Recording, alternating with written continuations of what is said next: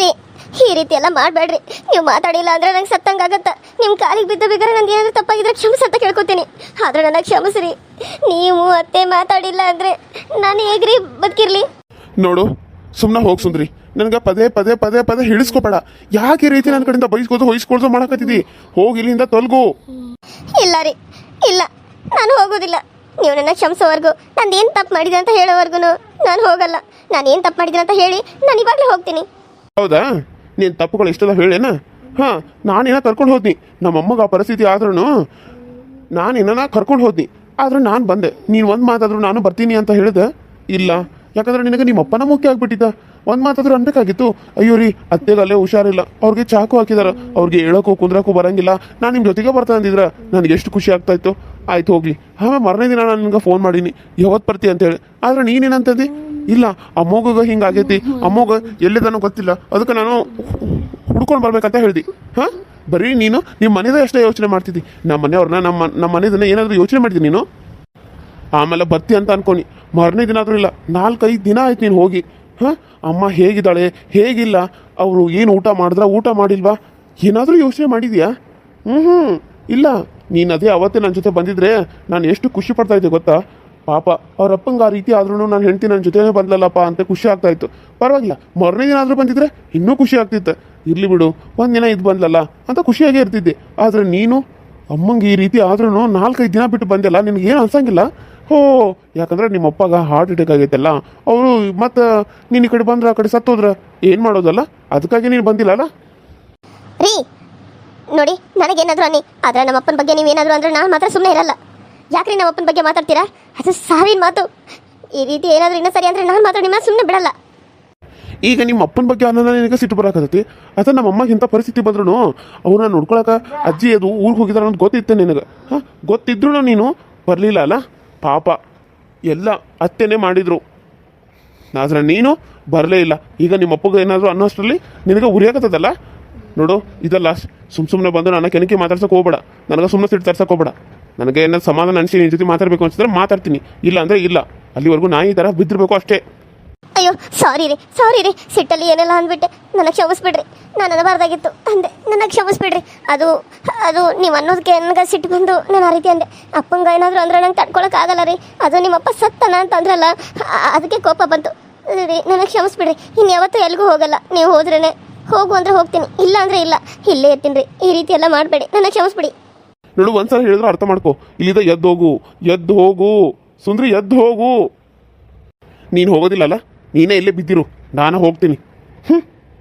ರೀ ರೀ ರೀ ನನ್ನ ಮಾತು ಕೇಳ್ರಿ ರೀ. ಏನಾತ? ಯಾಕಿಂತ ಪರಿ ಹಾಳಾಕತ್ತಿದಿ, ಅಂತ ಪರಿ ಚೀರಾಕತ್ತಿದಿ, ಅಲ್ಲಿ ಕೆಸಾಕತ್ತದ, ಏನಾತು? ಹಾಂ, ಏನು ಜಗಳ ಮಾಡ್ಕೊಳಕತ್ತಾರೇನ ಇಬ್ರು? ಅಯ್ಯೋ ಅಜ್ಜಮ್ಮ, ನಾನು ತಪ್ಪು ಮಾಡಿಬಿಟ್ನಿ. ಅವ್ರು ಹೇಳೋದನ್ನೆಲ್ಲ ನಾನು ಏನು ಕೇಳ್ದೆ. ನನಗೆ ತಿಳಿದಂಗೆ ನಾನು ಅಂದ್ಬಿಟ್ಟೆ. ನನಗೆ ಎಬ್ಸಾದ್ರೆ ಅವರು ಎಬ್ಸ್ದ ಹಂಗೆ ಹೋಗ್ಬಿಟ್ರು ಅಜ್ಜಮ್ಮ, ಹಂಗೆ ಹೋಗ್ಬಿಟ್ರು. ಅಯ್ಯೋ, ಅವನು ನಿನ್ನ ಜೊತೆ ಎಷ್ಟು ದಿನ ಅಂತ ಜಗಳ ಆಡ್ತಾನ? 1 ದಿನ 2 ದಿನ, ಮತ್ತು ಸುಮ್ಮನೆ ಆಗ್ತಾನ. ಸುಮ್ಮನಿರವ, ಅಷ್ಟಕ್ಕೆಲ್ಲ ಯಾರಾದರೂ ಇಂಥ ಪರಿ ಹೇಳ್ತಾರೇನು? ಓ, ಗಂಡ ಇಂತಿ ಜಗಳ ಉಂಡು ಮಲಗುತ್ತಾನ ಅಂತಾರೆ, ಮತ್ತೆ ರಾತ್ರಿ ಹೊತ್ತಿಗೆ ಸರಿ ಹೋಗ್ತಾನೆ. ಸುಮ್ಮನಿದ್ದು ಬಿಡು. ಯಾರ ಹಿಂಗೆ ಕಣ್ಣೀರು ಹಾಕ್ತಾರೆ? ನಾನು ಏನಾಯ್ತು, ಯಾಕೆ ಇಂಥ ಪರಿ ಬಾಯಿ ಮಾಡಾಕತ್ತಾನಂತ ನೋಡಾಕ್ ಬಂದನು. ನೀವು ನೋಡಿದ್ರೆ ಇಂಥ ಪರಿ ಜಗಳ ಆಡಾಕತ್ತಾರೆ. ಎದ್ರ ಸಲ ಈ ಜಗಳ? ಹಾಂ, ಅದು ಅಜ್ಜಮ್ಮ, ನಾನು ಅಪ್ಪನ ನೋಡಕ್ಕೆ ಹೋಗಿ ಇವಾಗ ಬಂದಿದ್ದಕ್ಕೆ ಅತ್ತೆ ಮನೆ ಕೋಪ ಮಾಡ್ಕೊಂಡಿದ್ದಾರೆ, ಮತ್ತು ಇವರು ಕೋಪ ಮಾಡ್ಕೊಂಡಿದ್ದಾರೆ.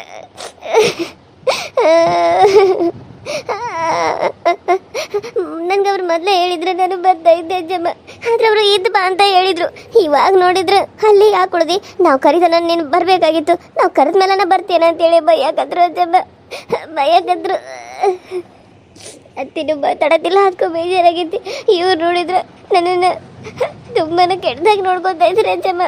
ನನ್ನ ಮುಖ ನೋಡೋಕೆ ಅವ್ರಿಗೆ ಅಸಹ್ಯ ಆಗುತ್ತೆ ಅಂತೇಳಿ ನನ್ನನ್ನು ದಬ್ಬಿ ಬಿಟ್ರು ಅಜ್ಜಮ್ಮ, ನನ್ನನ್ನು ದಬ್ಬಿ ಬಿಟ್ಟರು.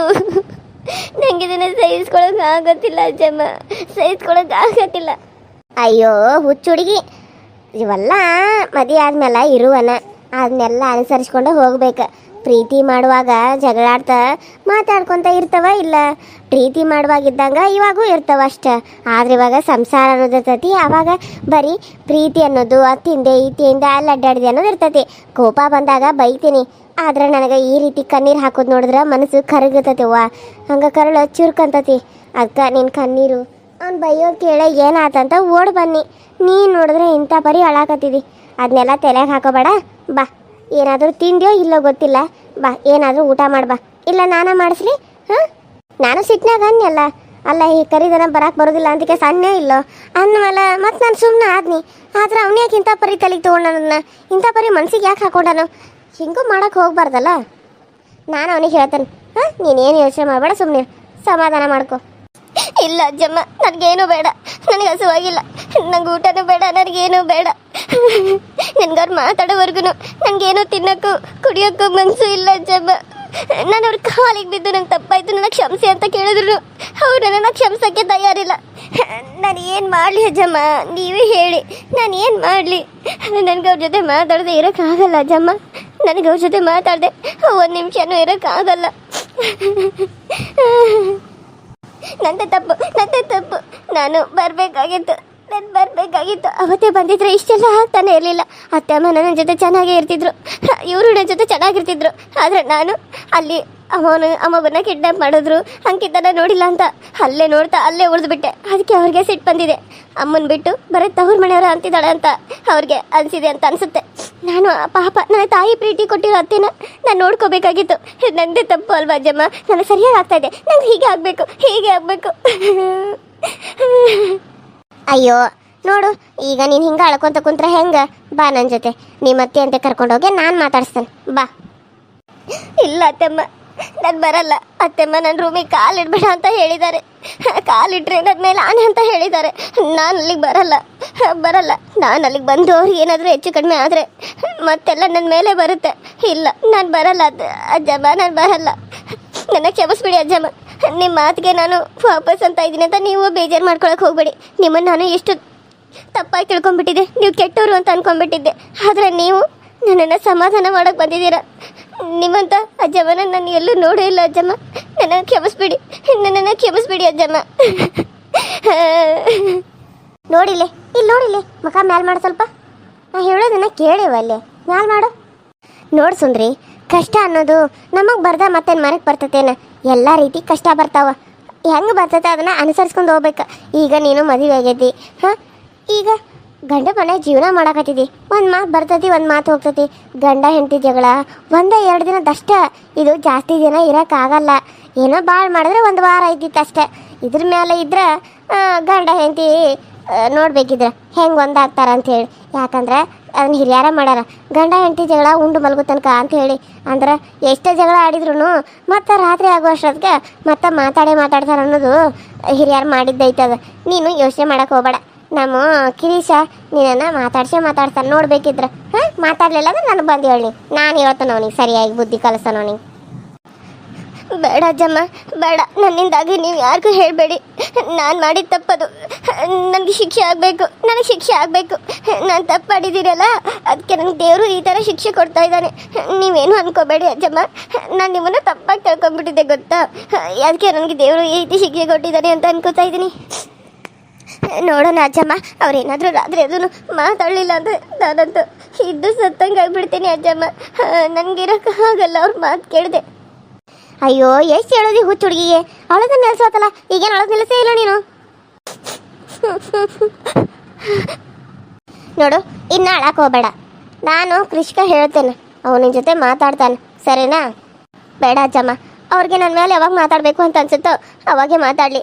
ನೀವು ಹೇಳಿ ಮಾತಾಡ್ತಿದ್ರೆ ಅವ್ರು ಮತ್ತು ನನ್ನ ಜೊತೆ ಹೀಗೆ ಮಾಡ್ತಾರೆ. ಅದಕ್ಕೆ ಅವ್ರಿಗೆ ಯಾವಾಗ ಮಾತಾಡಬೇಕು ಅಂತ ಅನಿಸುತ್ತೋ ಅವಾಗ ಮಾತಾಡಲಿ ಅಜ್ಜಮ್ಮ.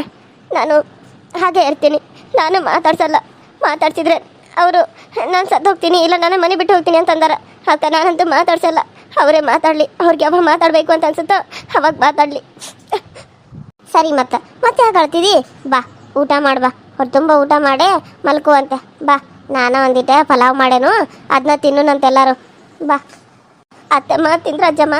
ಅಯ್ಯೋ, ಅಕ್ಕಿಗೂ ಹಾಕಿದನು, ಕೊಡು ಅಂತೆ. ಬಾ, ಇಲ್ಲ ಪ್ರೇಮ ಕೊಡ್ತಾಳು, ನೀನು ಬಾ, ನೀನು ತಿನ್ಬಾ. ಸರಿ ಅಜ್ಜಮ್ಮ.